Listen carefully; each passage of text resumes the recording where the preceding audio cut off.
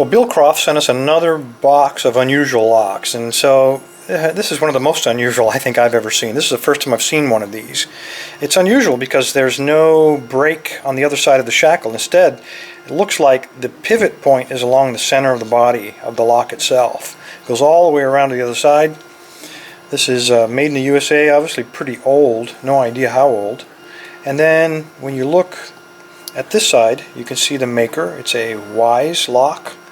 And then down inside of this rather deeply inset slot, and it's got a ledge on it which narrows down your working space down the side of there, there look to be 3 rings. So if we manipulate these rings, and that one is, they are spring loaded as you see there. I poked it with my pick a little earlier to make sure this thing was going to fit. This is nothing but a knife used for bypassing padlocks, but it's got a fine tip, and I think it'll allow me to get down the side of there. Now we could use a tension tool in here, but rather than do that, let's pretend that it's on a chain or something, and I'm going to put it in a vise. So let's get rid of this nasty master, or this nasty mul-t-lok, and let's just put him inside of here.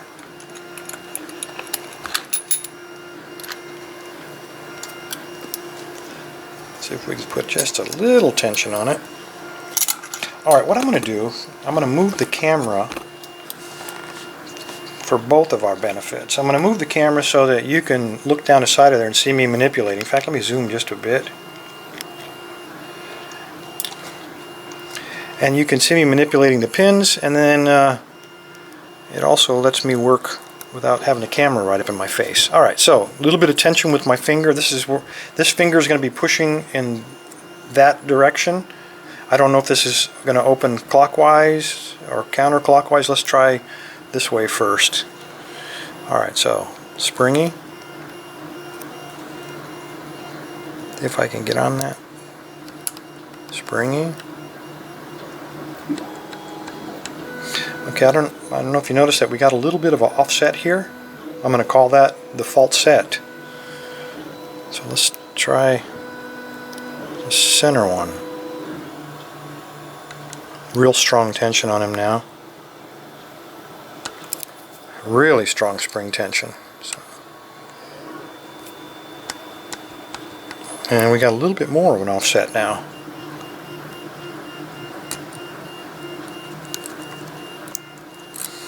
And nothing happened there, so he's not, apparently something's not quite lined up.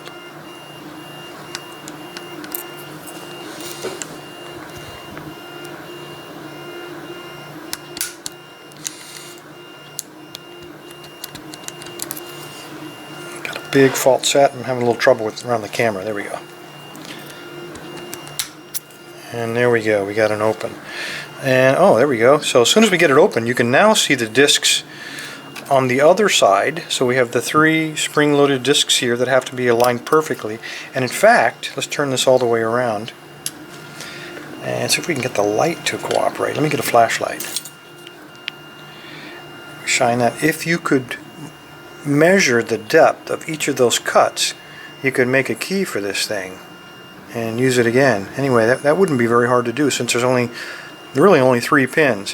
The trouble comes in when you try to align it, and for example, you set the inner pin and then the outer pin gets caught, or you set the outer pin and the middle ring gets caught on the center pin.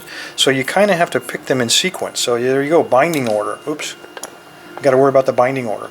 Anyway, thanks for your time. Everybody stay safe. Bill Croft, thank you, sir, for the lock. Everybody stay legal. You will flip when you see Bosnianbill's YouTube channel. Subscribe now.